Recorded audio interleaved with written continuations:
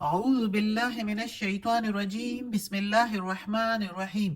سب video دیکھنے اور سننے والوں کو السلام علیکم۔ ہمارے چینل کے پیارے ویورز، آج ہم تلاوت کریں گے سورہ توبہ کی آیت نمبر 102 اور 103، یعنی کہ آیت نمبر 102 اینڈ 103 انشاءاللہ تلاوت کریں گے ترجمہ کے ساتھ اور تفسیر کے ساتھ۔ تو چلیں شروع کرتے ہیں آج کا سبق، لیکن شروع کرنے سے پہلے چینل کو سبسکرائب کریں، بیل نوٹیفیکیشن کو آن کریں تاکہ اگلی ویڈیو آپ کو آسانی سے ملتی رہے، اور ہو سکے تو شیئر بھی کریں تاکہ زیادہ سے زیادہ لوگ دیکھیں، آپ کو بھی ثواب ملے اور مجھے بھی۔ تو چلیں اب شروع کرتے ہیں آج کا سبق۔ اعوذ باللہ من الشیطان الرجیم بسم اللہ الرحمن الرحیم۔ وآخرون، اور دوسرے، اور یا بازے، وآخرون اعترفوا، اور بازے مانتے ہیں یا اقرار کرتے ہیں، بذنوبہم، ساتھ اپنے گناہوں کے، اور بعضے ایسے ہیں کہ وہ اقرار کرتے ہیں یا مانتے ہیں یا پہچانتے ہیں اپنے گناہوں کو۔ خلطو، ملایا رلایا، عملا صالحا، عمل صالح، صالحا و آخر سیئا، اور ملایا عمل صالح اور دوسرا برا۔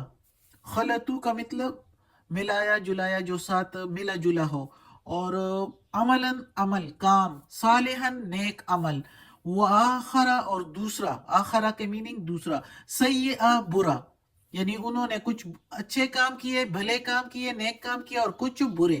عسى اللہ، قریب ہے یا امید ہے کہ اللہ، ان یتوب علیہم، رجوع کرے طرف ان کے، متوجہ ہو طرف ان کے، یا توبہ قبول کرے ان کی۔ ان اللہ، بے شک اللہ، غفور الرحیم، بخشنے والا مہربان ہے۔ اب اس آیت میں اللہ تعالیٰ کہتا ہے ان لوگوں کے بارے میں جو مسلمان ہیں لیکن ان کے کچھ عمل جو ہے وہ نیک بھی ہے لیکن ساتھ ساتھ کچھ برے بھی ہے، یعنی ملا رلا جو ہے ان کا سبق ہے، عمل ہے ان کے۔ تو چونکہ اب پچھلی آیات میں منافقوں کی بات ہو رہی تھی، اور وہ بھی غزوہ تبوک کے موقع پر اور غزوہ تبوک سے پھر واپس آ کر، تو ان کے بارے میں جو اللہ کا حکم تھا اس کے بارے میں آیات تھی۔ تو اس آیت میں اب ان مسلمانوں کی بات ہے جو غزوہ تبوک کے موقع پر پیچھے رہ گئے تھے، تو پیچھے رہ جانے والے تو زیادہ سارے منافقین تھے، لیکن ان منافقین میں کچھ سچے مسلمان بھی تھے جو اپنی نفسی کمزوریوں کی وجہ سے اور سستی کی وجہ سے پیچھے رہ گئے تھے، جو کہہ رہے تھے کہ وہ چلے گئے، چلو ہم مل جائیں گے، ہم اپنے گھوڑے پر سوار ہو کے جلدی جلدی ان تک پہنچ جائیں گے، لیکن وقت گزرتا گیا اور وہ نکلے نہیں گھر سے، اس سستی کی وجہ سے وہ پیچھے رہ گئے۔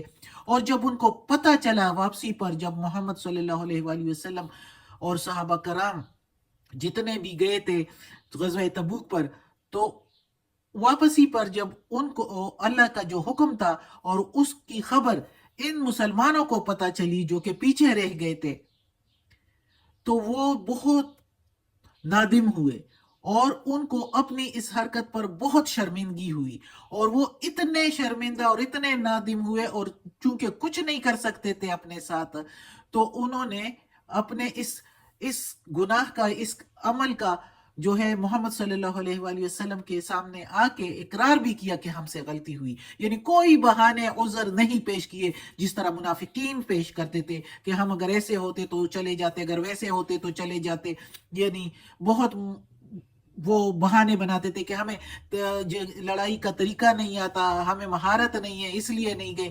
تو انہوں نے کوئی ایسے عذر پیش نہیں کیے، اور یہ کہانی روایات میں ہے کہ زیادہ تر یہ آیت ابو لبابہ رضی اللہ تعالی عنہ کے بارے میں اور ان کے ساتھیوں کے بارے میں ہے، جو ان کے ساتھ 5-6 اور بھی ساتھی تھے ان کے بارے میں ہے۔ ابو لبابہ رضی اللہ تعالیٰ عنہ جو ہے وہ بیعت عقبہ کے موقع پر ہجرت سے پہلے اسلام قبول کیا تھا، اور وہ غزوہ بدر، غزوہ احد، غزوہ خندق سب میں شریک تھے، لیکن غزوہ تبوک میں وہ اپنی کچھ سستی اور نفسی کمزوریوں کی وجہ سے نہیں جا سکے، جو کہ ابھی میں نے بتائی بھی ہے. تو جب واپسی پر ان کو اللہ کے اور اس کے رسول کے حکم کا پتہ چلا کہ ایسے ہیں کہ یعنی جو پیچھے رہ جانے والے ہیں وہ سارے منافقین ہیں، تو ان کو بڑی شرمندگی ہوئی. تو انہوں نے کیا کیا کہ اپنے آپ کو ستونوں سے باندھ لیا. اس کے ساتھیوں نے بھی، اور اس نے ابو لبابہ رضی اللہ تعالیٰ عنہ نے اپنے آپ کو ستون سے باندھ دیا. اور محمد صلی اللہ علیہ وآلہ وسلم کو اطلاع ملی کہ انہوں نے ستون سے اپنے آپ کو باندھ دیا، اور اس نے کہا کہ ہم نے اپنے اوپر خواب اور کھانا پینا حرام کر دیا ہے جب تک اللہ کا رسول ہمیں نہیں کھولے گا. تو جب محمد صلی اللہ علیہ وآلہ وسلم نے یہ کچھ دیکھا تو محمد صلی اللہ علیہ وآلہ وسلم نے فرمایا کہ اللہ کی قسم میں تو نہیں کھولوں گا جب تک اللہ کا حکم نہ مجھے ملے. تو جب یہ آیات نازل ہوئی جس میں اللہ تعالیٰ کہتا ہے کہ کچھ دوسرے بھی ہیں جن کے اعمال ملے جلے ہیں، خلطو ملے جلے ہیں، صحیح لفظ ہوگا اس کے لیے ملے جلے اعمال ہیں، یعنی کچھ نیک اور کچھ برے، تو ان قریب اللہ ان کی توبہ قبول کرے گا. اللہ مہربان ہے، بخشنے والا مہربان ہے. تو اس کا کیا مطلب ہے کہ اللہ نے یعنی بخش دیا ان کو. تو محمد صلی اللہ علیہ وآلہ وسلم نے پھر ان کو کھول دیا اور ان کو توبہ قبول کرنے کی بشارت، خوشخبری بھی سنا دی. تو یہ روایات میں ہے کہ یہ آیت ان کے بارے میں ہے. آگے بھی دیکھتے ہیں، آگے اگلی آیت بھی انہی کے بارے میں ہے. خذ پکڑ لے یا لے لے، من اموالہم، من کے میننگ سے اموالہم مال ان کے، صدقاتن صدقات، لے لے یا پکڑ لے ان کے مالوں میں سے صدقات، تو طہرہم تاکہ صاف ہو کرے ان کو، وَتُزَكِّيهِمْ اور پاک کرے ان کو، بہا ساتھ اس کے، یعنی ساتھ اس مال کے، وَصَلِّ اور دعا کر، علیہم ان کے لیے یا اوپر ان کے، ویسے لفظی میننگ ہے اوپر ان کے، لیکن ہم ادھر کہیں گے اور دعا کر ان کے لیے، اِنَّا بے شک صلاتک تیری دعا، سکنن لہم تسکین ہے ان کے لیے، سکون ہے ان کے لیے، واللہ اور اللہ سمیع علیم کامل سننے والا اور علم رکھنے والا ہے. بے شک اللہ سینوں کا راز جاننے والا ہے اور سننے والا ہے. اب اس آیت میں ہے کہ پکڑ لے ان سے صدقات، ان کے مال میں سے. اب یہ ہوا کہ ایک پکا اور سچا مسلمان ہمیشہ ایسا ہی ہوتا ہے، جب ان سے کوئی گناہ سرزد ہو جاتی ہے، کوئی غلطی ہو جاتی ہے، تو پھر وہ جب توبہ کرتا ہے تو پھر تو قبول توبہ کے لیے پھر وہ صدقات اور خیرات بھی کرتا ہے اللہ کی رضا کے لیے. تو اسی طرح ابو لبابہ نے بھی کیا. جب وہ اس کو خوشخبری دی گئی کہ تیری توبہ قبول ہوئی ہے، تو وہ حضور محمد صلی اللہ علیہ وآلہ وسلم کے پاس آئے اور انہوں نے کہا کہ میرا گھر بار، ساری مال اور دولت جس کی وجہ سے میں پیچھے رہ گیا تھا اس گھر میں اور اس مال اور دولت کے لیے، تو اب میں اس کا کچھ نہیں کرتا، یہ سارا میں صدقہ کرتا ہوں اللہ کی راہ میں. کچھ روایات میں ایسے ہیں کہ یعنی ساری مال و دولت پیش کی. تو محمد صلی اللہ علیہ وآلہ وسلم نے فرمایا کہ نہیں، ساری نہیں، 1/3 کافی ہے.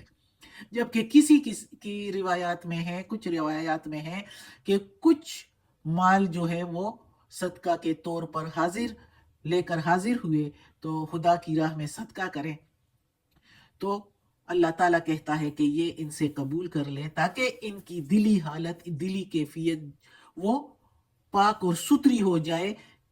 چونکہ انسان اس لیے جو ہے برائی کر جاتا ہے کہ ضرور ہی کچھ مال اور دولت یا گھر میں، جس طرح اس نے گھر میں رہنے کے لیے کہ آرام و سکون سے رہوں گا، یعنی سکون، تو وہ، اور دوسرا یہ کہ اپنے باغات کے، اس وقت کھجور کے پکنے کا ٹائم تھا، تو اپنے باغات اور مال کو دیکھ کر کے وہ اس کے لیے سستی اور کاہلی ہو گئی، سستی سے رہ گئے.